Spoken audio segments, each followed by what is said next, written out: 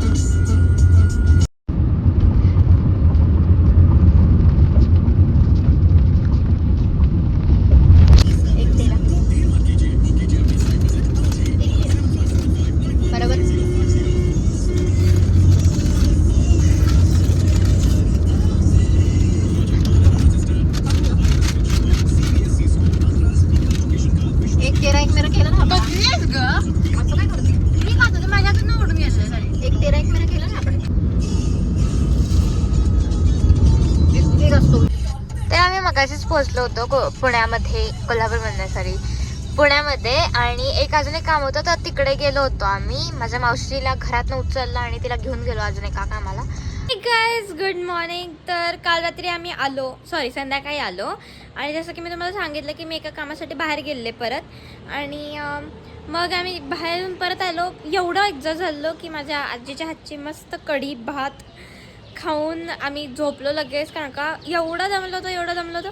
तर ऑलिव्ह त्रास देत होता म्हणून त्याला पण गपचूप झोपवलं आणि आम्ही पण झोपून गेलो. तर yes, that's it for the vlog guys. आता तुम्हाला व्लॉग्स बघायला मिळणार आहेत पुण्यामधून.